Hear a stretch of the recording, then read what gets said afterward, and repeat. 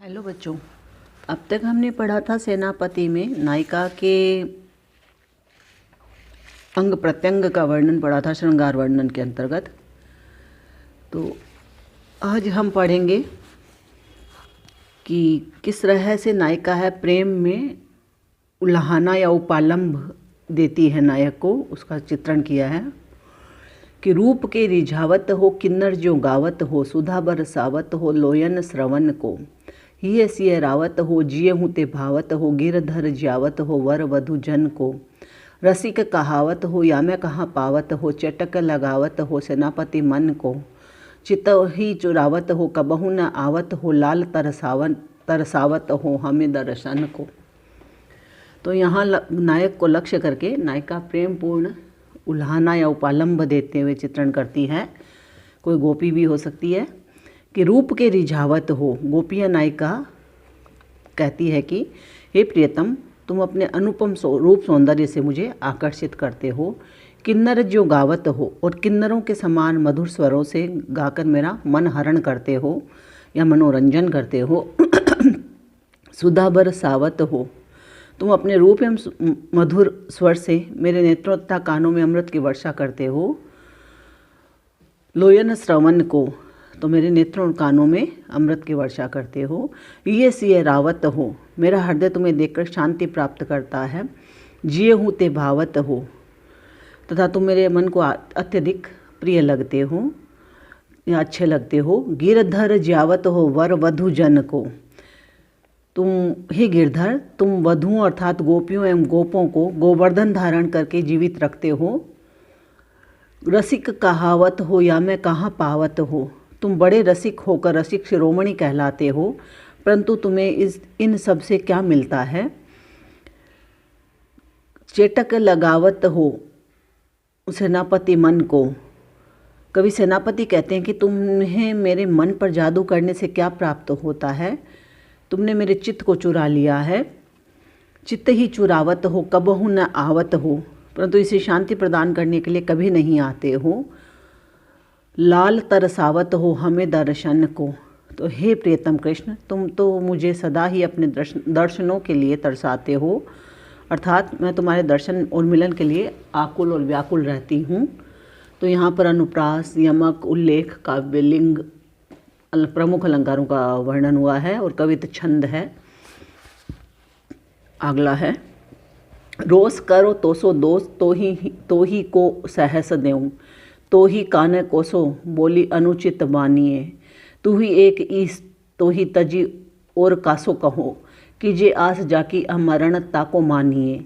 जीवन हमारो जग जीवन तिहारे हाथ, सेनापति नाथ न रुखाई मन आनिए, तेरे पगन की धूरी मेरे प्राणन की मूरी, कीजे लाल सोई निकी जोई जिए जानिए। तो इसमें भी किसी गोपी या नायिका द्वारा कृष्ण को या किसी नायक को उपालंब दिया गया है और सहज निवेदन भी व्यक्त किया गया है, प्रेम निवेदन भी व्यक्त किया है। तो पहले शब्दार्थ देख लो बच्चों। सहस हजार, रोष क्रोध, अमरण अविनाशी जिसका मरना न हो, आनिए लाइए, मूरी मूल या औषधि, नीकी अच्छी, तू ही तुम ही, तजी छोड़कर, कासों किससे,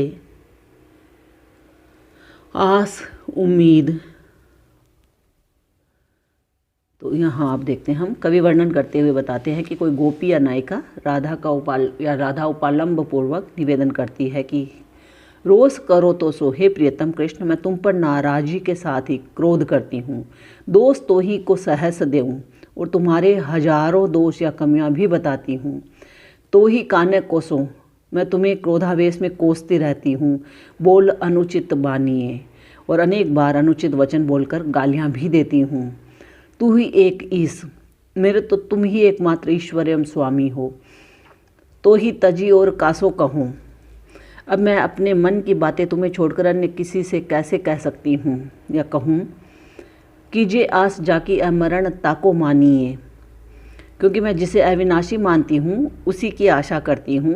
अन्य विनाशी की नहीं, क्योंकि संसार नष्ट होने वाला है, सांसारिक प्राणी नष्ट होने वाले हैं, तो वो कहते वो तो अविनाशी है जो मरता नहीं है, मैं उसी से ही अपनी आशा करती हूँ, न कि विनाशी से।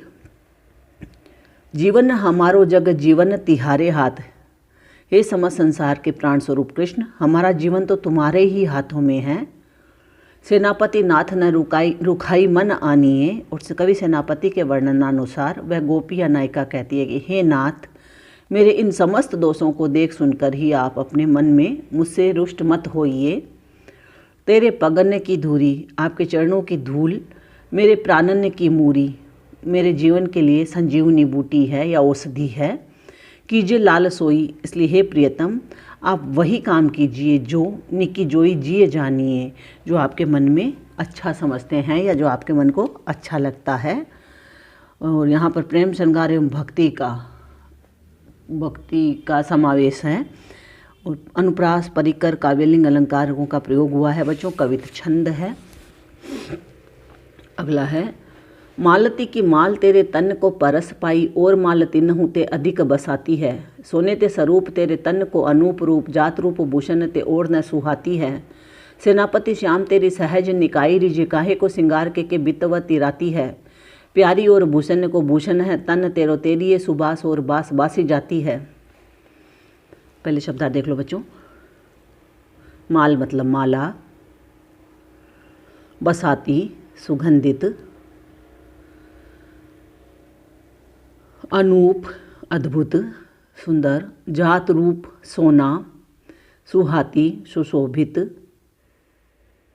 सहज स्वाभाविक, निकाई सुंदरता, बितवती व्यतीत करना बिताना, राती रात, भूषण आभूषण। तो यहाँ पर सेनापति के श्रृंगार वर्णन से लिया गया है यह पद, और नायिका की शारीरिक शोभा एवं रूप सौंदर्य के चित्रण से संबंधित है यह पद। नायिका की सखी उसके आभूषणों से सुसज्जित होने का प्रयास करना व्यर्थ बताती है, तो वह कहती है, यानी नायिका की सखी नायिका से कहती है कि मालती की माल तेरे तन को परस पाई, कि हे प्यारी नायिका या हे प्रिय राधा, नायक श्री कृष्ण तो तेरे स्वाभाविक रूप पर ही आकर्षित हैं, फिर तू क्यों अपने सहज सुंदर शरीर को आभूषणों से सजा सजा कर बेकार ही रात व्यतीत कर रही है। तो अब यहाँ पर वो कहती है, मालती की माल तेरे तन को परस पाई, मालती की माला तेरे शरीर का स्पर्श पाकर, और मालती न होते अधिक बसाती है, अन्य सुगंधित लता पुष्पों से भी विशिष्ट सुगंध को प्राप्त कर लेती है। कहने का मतलब यही है कि तेरा शरीर है वो मालती से भी अधिक सुंदर एवं सौरभमय है। सोने ते स्वरूप, तेरे शरीर का अनुपम रूप लावण्य सोने से भी बढ़कर तथा अनोखा है। सोने ते स्वरूप तेरे तन को अनूप रूप, और तेरा शरीर सोने के गहनों से अधिक सुंदर लगता है। जात रूप भूषण ते और न सुहाती है, क्योंकि तेरा वर्ण तो स्वर्ण से भी बढ़कर है। कवि सेनापति वर्णन करते हैं कि सोना है वो तुम्हारे शरीर के वर्ण से कहीं फीका है, या तुम्हारा शरीर का वर्ण सोने से अधिक सुशोभित है। अब यहाँ आगे है, सेनापति श्याम तेरी सहज निकाई रिझे। कवि सेनापति वर्णन करते हैं कि सखी ने नायिका से कहा कि तुम्हारा शरीर तो सांसारिक आभूषणों का भी आभूषण है, अर्थात तुम्हारे शरीर के सामने गहने तुच्छ हैं। गहनों की शोभा तो तुम्हारे शरीर के स्पर्श संस्पर्श से ही होती है। तो यहाँ पर कहते हैं वो कि श्याम तेरी सहज निकाई रिझे, कि श्री कृष्ण है वो तो तुम्हारी स्वाभाविक सुंदरता पर ही मोहित हुए हैं।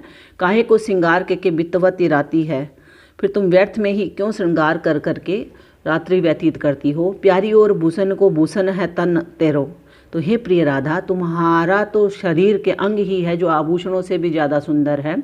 तेरी ये सुबास और बास बासी जाती है, तो तेरे शरीर की सुगंध से सारे संसार के अन्य सुगंधित पदार्थों में सुगंध भर जाती है।